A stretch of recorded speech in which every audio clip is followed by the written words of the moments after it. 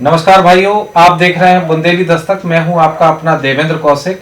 इस समय हम पहुंचे हैं बुंदेलखंड के महाराजा छत्रसाल की नगरी छतरपुर में, और अभी हम छतरपुर में आए हैं टोरिया मंदिर पे। और टोरिया मंदिर के महंत जी हमारे साथ में हैं, श्री भगवान दास श्रृंगारी जी महाराज, जो कि अखाड़ा परिषद के महामंत्री भी हैं। आइए उनसे जानते हैं कि आपके मंदिर में जो 51 फीट की हनुमान जी महाराज की विशाल मूर्ति का निर्माण हो रहा है, उसके विषय में हम लोगों को बताइए। जी, पहले तो सभी दर्शकों को हमारी तरफ से जय श्री सीताराम। यह 51 फुट की प्रतिमा 151 कुंटल धातु से तैयार की जा रही है। इसकी प्रेरणा महाराज छत्रसाल की मूर्ति, महाराज छत्रसाल की जन्मभूमि मऊसानिया महेवा में बनी थी, और उस समय हमारे मलुक पीठ के राजेंद्र देवाचार्य जी मुख्य अतिथि में आए थे, मोहन भागवत जी मुख्य अतिथि में थे, और इस लोकल के प्रमुख होने के नाते मैं भी मुख्य अतिथि था। उस आयोजन में सम्मिलित हुए थे। और मन में ऐसा भाव जगा था कि यदि हमारे राम राजा सरकार अयोध्या में विराजमान होंगे तो उस उपलक्ष्य में इस बुंदेलखंड की धरा पे श्री हनुमान जी महाराज की प्राण प्रतिष्ठा कराएंगे। और वो लगभग 8 साल पूर्व की बात है, तभी से ये कार्यक्रम चल रहा है।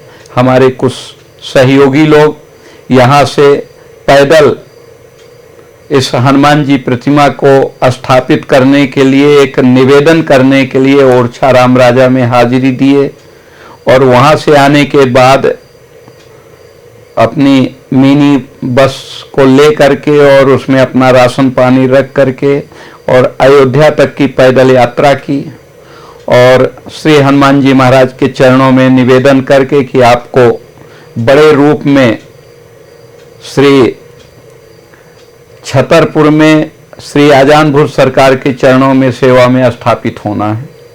वहाँ से कनक भवन सरकार के आरती से ज्योति जला करके उस ज्योति को भी लाए, और वो ज्योति 8 वर्षों से यहाँ स्थापित है, और आजानपुर सरकार के बगल में सिंहासन के वो जल रही है। वो एक संकल्प है कि जब तक हनुमान जी महाराज स्थापित नहीं होंगे तब तक इस ज्योति को ठंडी नहीं होने देंगे, और वो निरंतर चल रही है। बीच में हमको कई बार ऐसा लगा कि बड़ा विलंब हो रहा है, हनुमान जी मूर्ति तैयार नहीं कर पा रहे हैं। तो अब हमको एहसास हुआ कि जब 2022 और 2024 में 22 जनवरी को राम राजा वहाँ स्थापित हो गए, हमको ऐसा एहसास हुआ वहाँ कार्यक्रम में ही कि ये हनुमान जी की इच्छा थी कि जब तक मेरे स्वामी नहीं विराजमान होते तब तक मेरे साथ जबरदस्ती जोर न किया जाए। और अब इतनी तेजी से काम चल रहा है कि 1 महीने के अंदर गांठों के ऊपर तक दोनों पैरों का ढलाई का काम पूरा हो चुका है। घुटनों के ऊपर तक आ चुका है। उन कारीगरों का कहना भी है कि ज्यादा से ज्यादा 7 महीने हम लेंगे। तो हमारे मन में भी ये भाव आया है कि हनुमान जी महाराज यहाँ विराजमान होने की इच्छा कर लिए हैं, और 2024 में ही हनुमान जी की प्राण प्रतिष्ठा महोत्सव हो जाएगा, जो ये हमेशा हमेशा के लिए एक इतिहास बनेगा कि जिस सन में 2024 में अयोध्या का विवाद, संपूर्ण विवाद खत्म होने के बाद, और भगवान रामलला कहाँ टेंट में वास करते थे और कहाँ भवन में विराजमान हो गए हैं 2024 में। इसी 2024 में श्री हनुमान जी महाराज यहाँ स्थापित होंगे। हम लोग सब सौभाग्यशाली हैं बुंदेलखंड के लोग, क्योंकि ये बुंदेलखंड वीरों की भूमि थी, और इस बुंदेलखंड की धरा में भगवान राम 14 वर्ष लगभग चित्रकूट में निवास किए हैं। इस बुंदेलखंड का सबसे प्रमुख तीर्थ है श्री चित्रकूट धाम, और ये पर्वत जो देख रहे हैं हिमालय का एक टुकड़ा है, विंध्याचल का एक ये टुकड़ा है जो यानी पूरब से पश्चिम दक्षिण की ओर ये फैला हुआ है। ये पन्ना वगैरह, छतरपुर वगैरह इस पहाड़ी पे जो जहाँ है ये सब हिमालय का टुकड़ा है। और इस बुंदेलखंड की इस धरा को जब जब संकट आया है तो भगवान राम उस समय 11.5 साल 12 साल निवास किए। इसके बाद गणेश कुमार मधुकर शाह द्वारा जो ओरछा में रामलला विराजमान हुए वो भी एक इतिहास है। और इसके बाद इस बुंदेलखंड धरा में संकट आया तो देवता ही महाराज छत्रसाल के रूप में यहाँ विराजित हो करके और इस क्षेत्र को उन अपराधी तत्वों से मुक्त कराया जिन्होंने सनातन धर्म के साथ खिलवाड़ करते थे, उनसे सफलता दिलाई। यहाँ तक कि कहा जाता में इत जमुना उत नर्मदा इत चंबल उत टौंस और छत्रसाल से लड़न की रही न काऊ होंस। इन्होंने इस क्षेत्र में राम राज्य की स्थापना कर दिया था और उनके ऊपर भी संतों की कृपा थी। उनके गुरु ने ये आशीर्वाद दिया था कि राजा फला दिन तुम्हारा घोड़ा जहां से जहां तक दौड़ेगा वहां हीरा पैदा होगा।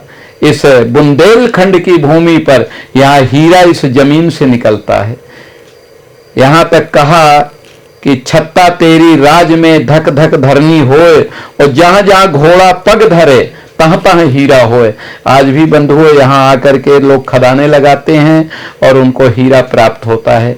तो ये वो बुंदेलखंड की धरती है जो हीरा पैदा करती है, हीरा पैदा होता है यहाँ। तो हम लोग बड़े सौभाग्यशाली हैं जो इस बुंदेलखंड की धरा में जन्म लिए हैं और इस बुंदेलखंड की धरा में भगवान राम वनवास के अपने 14 साल की अवधि में 12 साल बिताया था। और वहां से जब इधर को बढ़े देवताओं में बड़ा वो मचा हुआ था खलबली कि ये भगवान नहीं है। यदि भगवान होते तो 12 साल एक स्थान पर बैठ के संतों के सत्संग ही क्यों करते।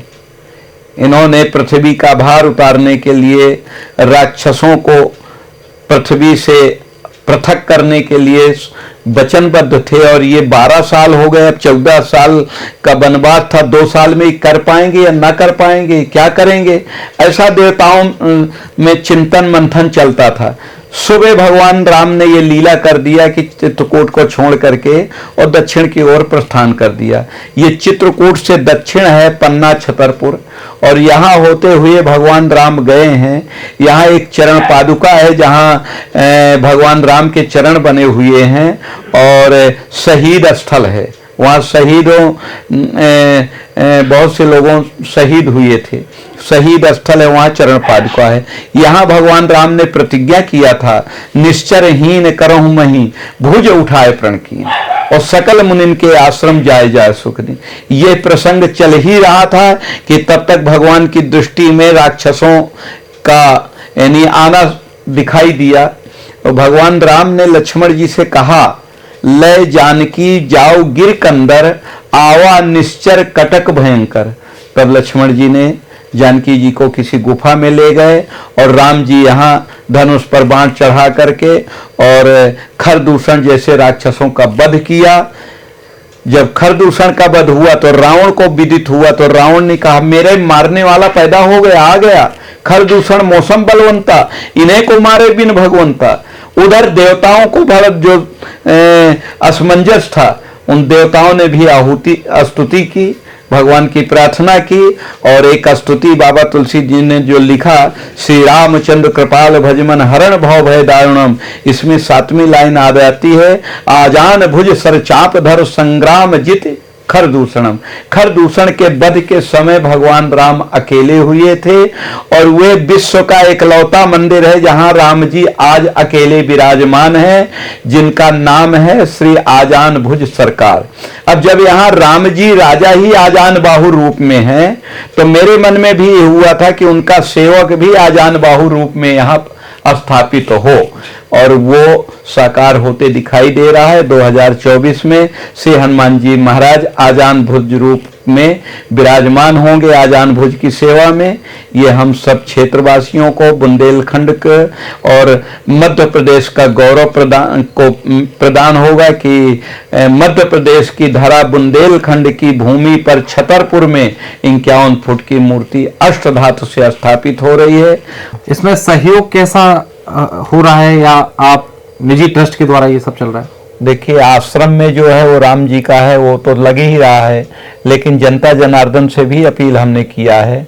हमने आज तक किसी से यहाँ याचना नहीं किया मंदिर निर्माण के लिए, या किसी से कोई सी तरह का भी याचना, लेकिन अब याचना किए हैं कि हनुमान जी महाराज के शरीर के निर्माण में जिसके घर में पीतल हो, जिसका कोई उपयोग ना हो, वह पीतल आप अपने हाथ से आहुति करें हवन कुंड में, यज्ञ में, और उस पीतल को गला करके जब हनुमान जी का शरीर तैयार होगा तो 1 वर्ष नहीं, हजारों वर्ष, लाखों वर्ष तक, जब तक प्रतिमा यहाँ स्थापित रहेगी तब तक तुम्हारे उस पीतल की आरती उतारी जाएंगी। ये बड़ी सौभाग्य की बात है। जो पीतल घरों में पड़ा डरा है उसको गला के मूर्ति तैयार कर रहे हैं। तो सभी भक्तों से हमारा आग्रह है कि अपने अपने हाथों से पीतल लेकर के आएं और उस पर आहुति दें। तो जनता भी आती है, अपने हाथ से माताएं बहनें आके आहुति करती हैं। बड़ा आश्चर्य लगा, भी 3 दिन पहले मैं तो था नहीं, लेकिन सब लोगों ने बताया, उन्होंने फोटो भी खींचा उस महिला की। एक महिला आई, उस हवन कुंड को प्रणाम किया और किसी से 2 शब्द फोन में बात करने के बाद जो लगभग 1.5 तोला सोने के अपने कानों में झुमकियां पहने थी, उसने उतार करके उस अग्नि देवता में आहुति दे दिया हनुमान जी के श्री चरणों में लगाने के लिए। तो भगवान खुद प्रेरणा देता है, और जाकी रही भावना जैसी प्रभु मूरत देखी तिन तैसी। यदि लोगों की भावना ये बनती है कि हनुमान जी महाराज की स्थापना हो रही है, हमारे पास जो भी है हम उसमें शामिल करें, तो ऐसा भाव लोग बना करके आते हैं और सहयोग कर रहे हैं। अच्छा महाराज जी, हम आपसे जानना चाहते हैं, हिंदू राष्ट्र को लेके आपकी क्या सोच है, क्या विचार है आपका? देखिए, ये हिंदू राष्ट्र था और है और रहेगा। क्या होता है, बीच बीच में सनातन के भक्त सब सो जाते हैं, और सनातन के प्रचार प्रसार करने वाले भी जब सो जाते हैं तो दूसरे आताताई पापाचारी बढ़ करके अपना विस्तार देते हैं। ऐसे समय पे जैसे रामायण में आया है, जब जब होय धर्म की हानि, बाढ़ें असुर महाअभिमानी। तो फिर क्या होता है, तब तब धर प्रभु विविध शरीरा, हरहि कृपा निध सज्जन पीरा।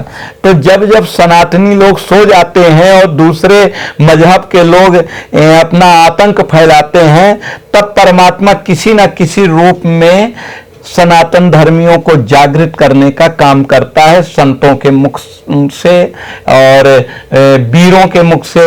जैसे इस भूमि पर महाराज छत्रसाल जैसे वीर हुए, महाराज शिवाजी जैसे वीर हुए, महाराज राणा प्रताप जैसे वीर हुए हैं, इन्होंने सनातन की रक्षा की। सनातन के प्रचारक सो जाने के कारण सनातन जीरो होने लगता है, तब भगवान ही स्वयं जगा देते हैं लोगों को। तो ये भगवान ही करा रहे हैं और भगवान की ही इच्छा से हो रहा है। सनातन कभी मिटा नहीं है। जो सनातन नहीं मिटा रावण के हुंकार से, जो सनातन नहीं मिटा यानी कंस के हुंकार से, वो सनातन क्या मिटेगा इन दुष्टों के प्रभाव से? ऐसा कभी नहीं होता। सनातन था, सनातन रहेगा। और सनातन क्या है?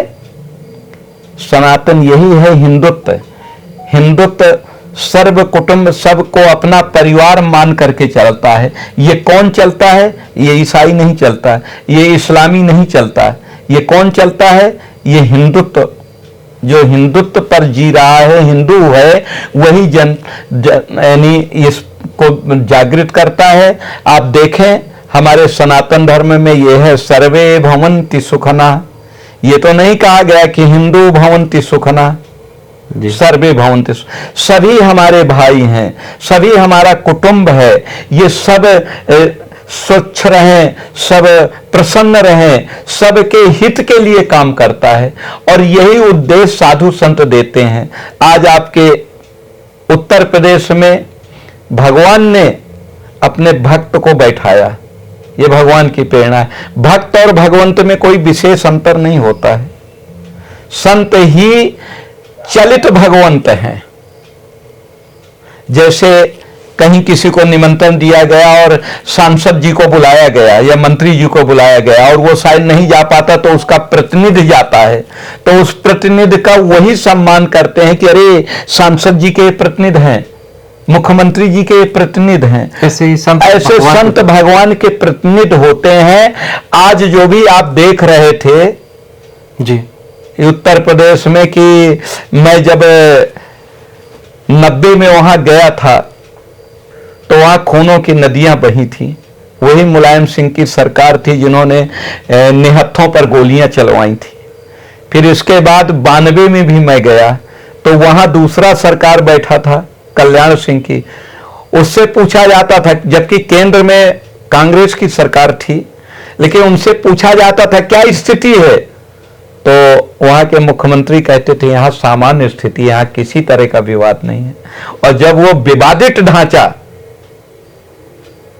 जो 1485 के आसपास हमारे निर्मोही अखाड़े के संत श्यामानंद दास जी के 12 शिष्यों के सहित मौत की घाट उतार करके और इस्लामियों ने राम मंदिर को तोड़ करके वहां विवादित ढांचा खड़ा कर दिया था, तो वो 500 वर्षों का विवाद निपटना चाहिए था कब, जब देश आजाद हुआ था। वल्लभ भाई पटेल एक लौह पुरुष था, उसने इस बात को उठाया और गुजरात में सोमनाथ मंदिर को स्वतंत्र करके और मंदिर को भव्य बना दिया। लेकिन इसके बाद जो भी सत्ता में बैठे थे इन्होंने ध्यान नहीं दिया और वोटों की राजनीति में खेल खेलते रहे और दूसरे मजहब के लोग उनको बढ़ावा देते रहे। लेकिन भगवान ने एक कहा गया है कि बाढ़ें जब जब होए धर्म की हानि, बाढ़ें असुर महाअभिधान, तो तब तब धरे प्रभु विविध शरीरा, हर ही कृपा निधि सज्जन पीरा। हम अपनी आंखों से देख रहे हैं कि भगवान ने ही एक महात्मा के रूप में और उत्तर प्रदेश का राजपाट संभाला और ऐसे संभाला कि 500 वर्षों का विवाद बिल्कुल सीताराम हो गया, कोई हल्ला गुल्ला भी नहीं हुआ और भव्य राम जी का मंदिर बन गया। महाराज जी, हम आपसे जानना चाहते हैं, इसी प्रश्न पर मैं आ रहा था, आपने वहां तक आ गए हैं तो आप पूछ ही लेते हैं कि संतों का राजनीति में प्रवेश कैसा होना चाहिए, कैसा हस्तक्षेप उनका होना चाहिए राजनीति में? देखिए, हमसे पूछ रहे हो तो हम तो कहेंगे संतों को राजनीति पे नहीं आना चाहिए, संतों को अपना प्रतिनिधि बना करके उतारना चाहिए। संत के मार्गदर्शन में राजनीति चलनी चाहिए। धर्म को अलग करके जो राजनीति करता है वो अच्छी बात नहीं है। आज भी अगर कोर्ट में कोई बयान देने जाता है तो वहां कोर्ट में कहा जाता है गीता में हाथ रखो, सच बोलना बोला जाता है ना, तो क्या है, धर्म है कि नहीं है? तो धर्म को लेकर के राजनीति चलना चाहिए। ये राजनेता कुछ समय उठाते थे कि धर्म को राजनीति से अलग कर देना चाहिए। सनातन को लेकर के चलिए, अपने धर्म को लेकर के चलिए। और साधु संत भी राजा हुए हैं, आप इतिहास उठा करके देख लीजिए। विश्वामित्र जी कौन थे? गाधी तनय मन चिंता व्यापी, हर बिन मरहि न निश्चर पापी। तो गाधी के पुत्र थे। गाधी कौन थे? राजा थे, तो राजपुत्र थे, लेकिन धर्म की रक्षा हितार्थ उन्होंने तपस्या किया, भगवान को मांग करके लाए और राष्ट्र की रक्षा किया। तो जब जब राष्ट्र में संकट आता है तब तब चिंता होती है संतों को। जैसे गाधि सुमंतन चिंता व्यापी, हर बिन मरहि न निश्चर पापी। ऐसे ही यह देश, यह भारत भूमि, ये ऋषियों की भूमि है। इसको मैं कहता हूं डंके की चोट पे कि ये ऋषि प्रधान देश है। लोग कहते हैं कृषि प्रधान, कृषि से पेट भरेगा। कृषि में सेवा करोगे कृषि के तो उससे अन्न उपजेगा, अन्न उपजेगा तो हम तुम सब सुखी होंगे। तो कृषि प्रधान तो है, लेकिन ये सनातनियों का देश है और सनातनियों का देश ऋषियों की प्रधानता है। यहां आपने देखा होगा राम जी का जब प्रादुर्भाव हुआ, चौथेपन दशरथ जी वशिष्ठ के यहां गए और कहा कि मेरे कोई संतान नहीं है, आगे इसका उत्तराधिकारी कौन होगा, मुझे चिंता है। तब वशिष्ठ जी ने कहा धरहु धीर हुई है सुतचारी, त्रिभुवन विदित भगत भयहारी।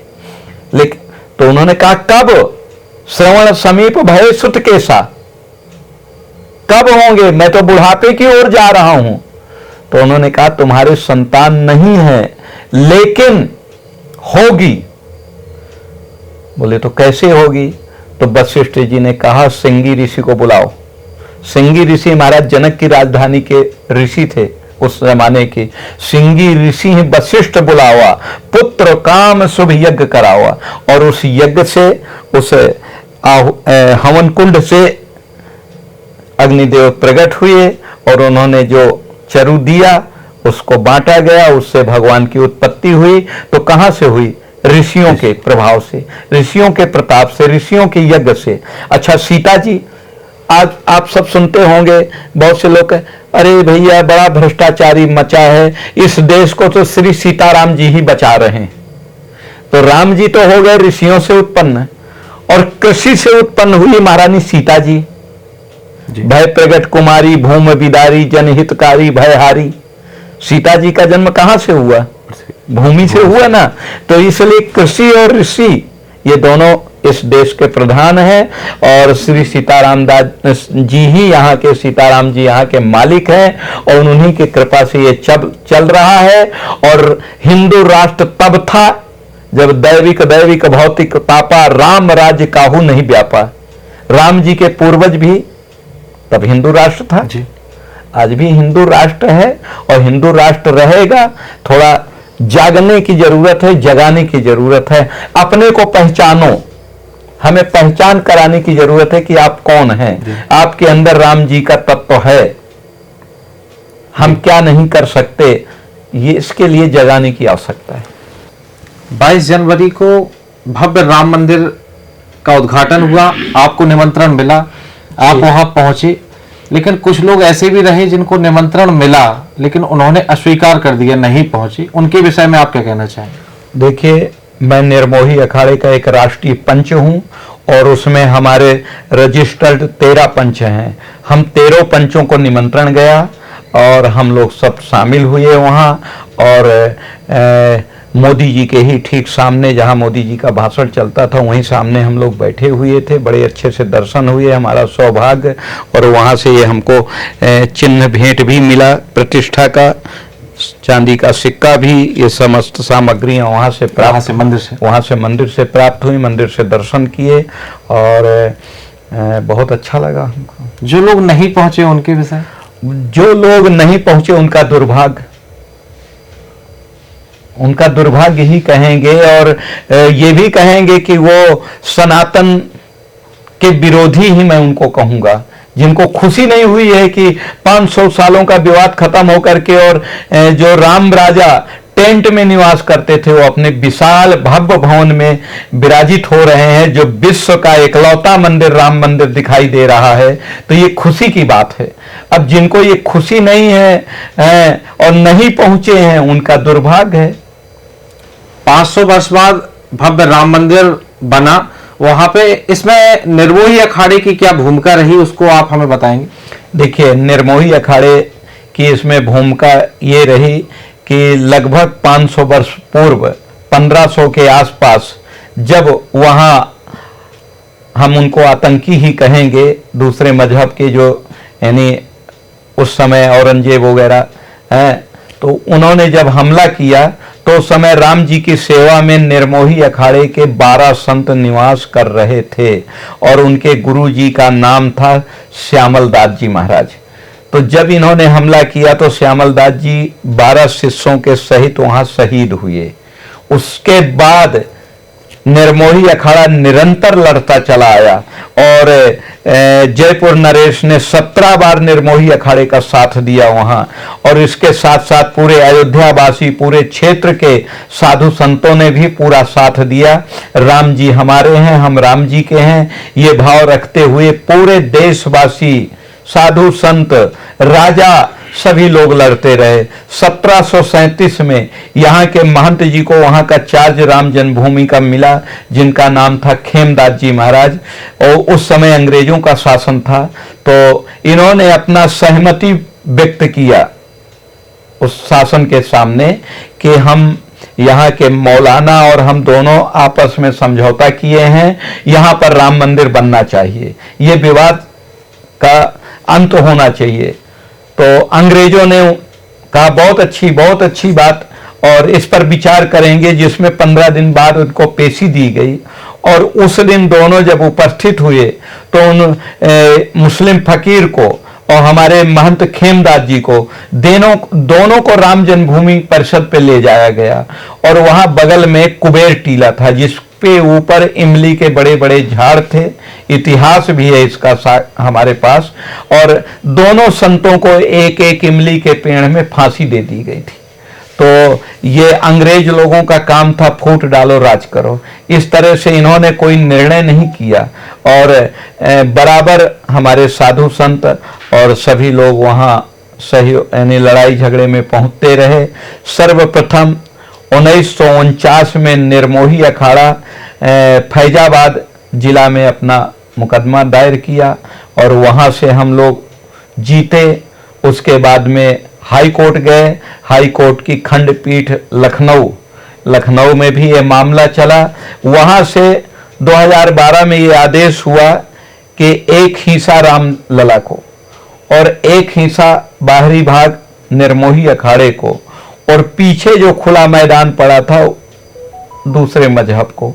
उसमें ना वो दूसरे मजहब के संतुष्ट हुए और हम भी संतुष्ट नहीं हुए, और बाद में जितने भी रामलला के कोई सखा बन के मुकदमा दायर किए थे, कोई सेवक बन के मुकदमा दायर किए थे, हिंदू महासभा, विश्व हिंदू परिषद और अन्य आदि लोग, तो जब सुप्रीम कोर्ट ये मुकदमा पहुंचा, सुप्रीम कोर्ट में अच्छी सुनवाई हुई।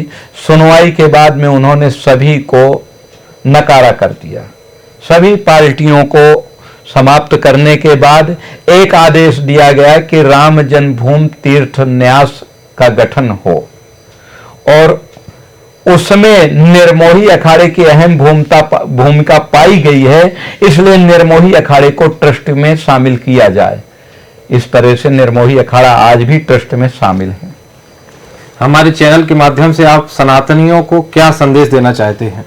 हम सनातनियों को ये संदेश देना चाहते हैं कि स्वस्थ रहो और अपने सनातन धर्म की रक्षा के लिए व्यस्त रहो और अपनी मौज में मस्त रहो, और रामलला का दर्शन करने जरूर जाएं। अयोध्या जो इतना पुराना ऐतिहासिक विवाद खत्म हो करके और राम राजा अपने भव्य मंदिर में पधारे हैं, वहाँ दर्शन करने जाएं, और राम जी हमारे हैं, हम राम जी के हैं, ये भावना को मानते हुए अपने सनातन की रक्षा करें, और शासन से मांग भी करें कि हमारे गौ माता को राष्ट्र माता का दर्जा दिया जाए, और हमारे सनातन परंपरा में जो भी आतंकियों के द्वारा उग्रता की गई थी, गड़बड़ियां की गई थी, उसकी हम मांग सरकार से भी करते हैं। हमारे रिकॉर्ड को दुरुस्त किया जाए और यानी सनातन को मजबूत किया जाए, और राम जी का ये देश था और राम जी का देश है और राम जी का देश रहेगा। हम सब हिंदू हैं, हम सब सनातनी हैं, हमारा ये हिंदुस्तान हिंदू राष्ट्र था, है और रहेगा। जी बहुत बहुत धन्यवाद आपका।